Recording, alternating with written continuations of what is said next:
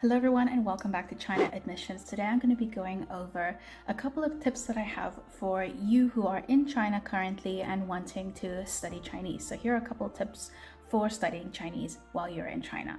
The reason why this is a separate video as to those who are studying outside of China is because when you're in China, you do have access to a lot of very interesting resources that are a little bit more difficult to come by if you're outside of China. So we're going to be going over a couple of these. These are going to be tips that are outside of the scope of just talk to people and listen and go and try speaking. It's going to be a bit different. These are specifically studying tips. So for beginners, you need to have the right materials. You're going to be starting to write Chinese characters, and the materials, while you can just use a normal pen and paper, it is also good to rather not get frustrated and use the right materials from the beginning. So for me, what I like to use is a thin pen. So it is 0.5 millimeters. So usually outside of China, most of the pens that you'll buy are more than that. They'll be 1 or they'll be 1.7. And while 1.7 and 1 are okay for using, it is much nicer and much more noticeable when you have a 0.5 or even lower than that, because you'll be able to write the characters more easily and with more precision as well.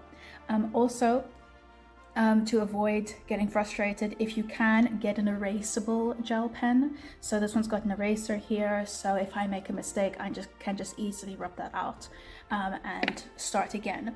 If you can't find any of these, then I recommend just starting with a pencil or a mechanical pencil. For papers, generally in China, you'll find a lot of papers with small little blocks on them. I don't currently write with those anymore because after a while, it's quite easy for you to just write on normal paper again without those blocks. But in the beginning, it helps a lot in order to be able to distinguish the different characters and to have the correct spacing and everything. So in the beginning, just make sure that you've got an erasable pen that is quite thin and easy to write with, and then also those papers with blocks, so it's just much easier for you to ease yourself into writing in Chinese. My next piece of advice is to start signing yourself up for HSK tests. So the HSK test is the international test that you take to show people your level. So in different languages you have different tests. In Chinese, for Chinese, the most commonly used one is the HSK. So they used to have levels 1 to 6, 1 being the lowest, 6 being the highest, and now they have 7 to 9 as well as a separate test, though that's not always available at the moment. So when it comes to the HSK test, I would say that signing yourself up for an HSK 1 or an HSK 2 is not always necessary. But once you start getting close to an HSK 3, to that level, I would definitely start signing yourself up for every HSK. So to do the HSK 3 test and to study for it and to use the right materials, and then after that, sign yourself up for an HSK 4, but make sure to allocate the correct amount of time, because it takes twice as long to study for an HSK 4 as it does for an HSK 3, and it takes twice as long to study for an HSK 5 than it does for HSK 4, etc. So it does take a long period of time in order to study for everything. I was able to get from 0 to HSK 3 in about 1 year of very intensive study, and then within 6 months I was able to write an HSK 4, and then I was able to write an HSK 5 after a year, and then 2 years later I was able to write HSK 6. So it does take a lot of time, so do give yourself enough time to prepare for that. When you are preparing for these tests, be sure to use the right materials. There are so many books, especially when you're in China. You can order them online. They're very cheap, or you can go to a library and get them, or you can go to a bookstore. There are so many different bookstores. There are even book malls, and just get the right materials for it. So go and get an HSK 4 book with answers and tests and the vocabulary as well. So I have here an example of a book that I used for HSK 4. So this is the HSK 4 book that comes from the Confucius Institute headquarters. So you've got all this information and different examples. They've got the discs as well. Yeah, it's just all the different like grammar points that you need to know for that HSK level. So I would go through these. This will definitely boost your language level, because it will be able to show other people what your level of Chinese is. And I'm going to be guessing that a lot of you are not just studying Chinese because you want to immerse yourself in the language, so there are a lot of people that do that, but a lot of people are doing it because they would like to put it on a CV, they would like to be able to use it one day, they would like to be able to do business in China or do business in their own country with China and be able to say that they can speak Chinese. This HSK level is going to show people what your level is and how good you are in it. And it's also going to improve your Chinese so much because you'll be studying for these tests.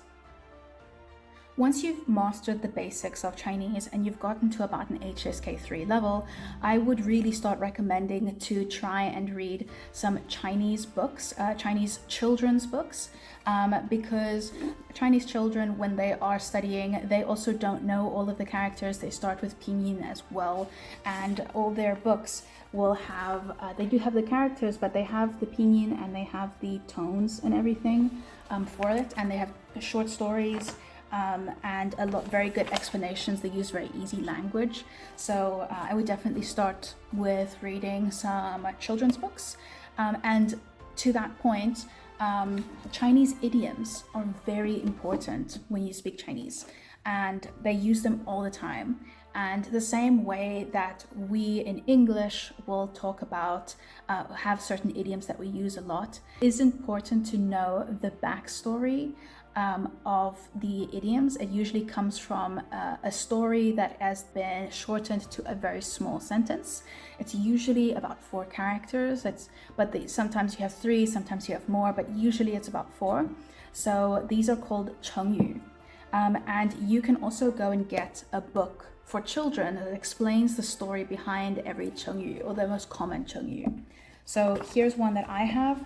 It's obviously a bit more difficult than the other book, but this explains the story where this is the chengyu and this is the story of how they got to it.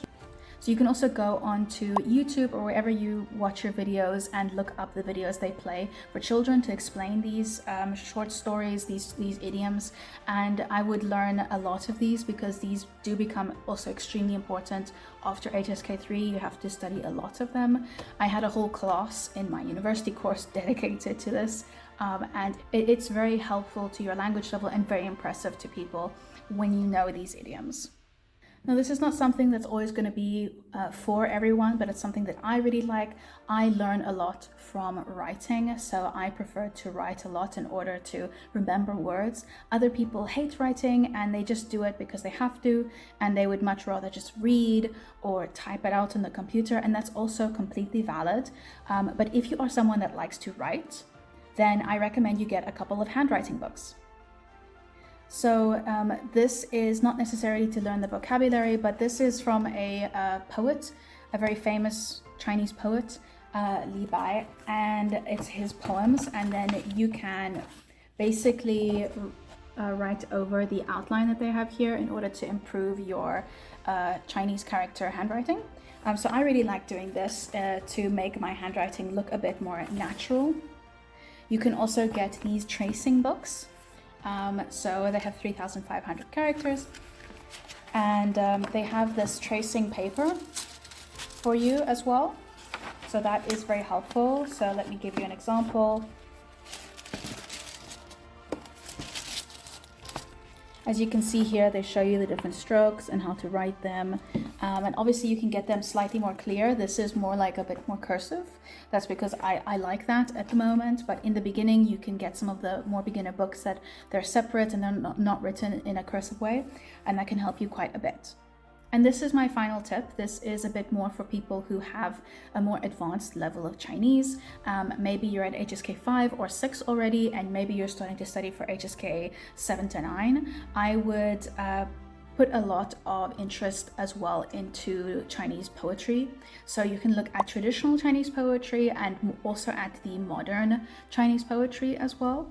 And those are also going to be very important because especially when you get more into the advanced side of learning Chinese, people do use a lot of examples, and they quote a lot from these poems, and it is very important for them. All Chinese people, when they were in school, had to learn a lot of these poems.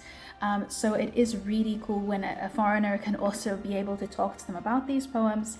And even if you're doing business in China, to be able to understand that cultural aspect is absolutely huge and will be so beneficial to you. So what I have here, these are a bunch of poems that I had to learn while I was at university, and I absolutely loved these. These are more of like the traditional poems. As you can see, they're not very long, but they were great at being able to pronounce them properly. It was really lovely. If you like poetry in general, then you will also love Chinese poetry.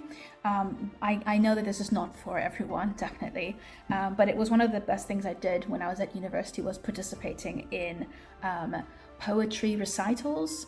It helped my Chinese a lot. It helped my pronunciation so much because the teachers are so strict with that. So if you're in China and you have an advanced level of Chinese, do participate in these competitions. They will help you so much. And even if you just do one and you decide it's not for you, then at least you gave it a go. So there you have it. These are my tips for people that are in China currently and they are studying Chinese to assist you with your studying journey. Of course, while you are there, make the most of your journey, participate in all of the competitions, participate in the activities, make the most of your time, be courageous and talk to people. They're always going to be very understanding and want to talk to you. It's always very impressive. And even if you make mistakes, there really is no problem. It is completely fine. Everyone will understand. So good luck with your journey, and I'll see you guys in the next video.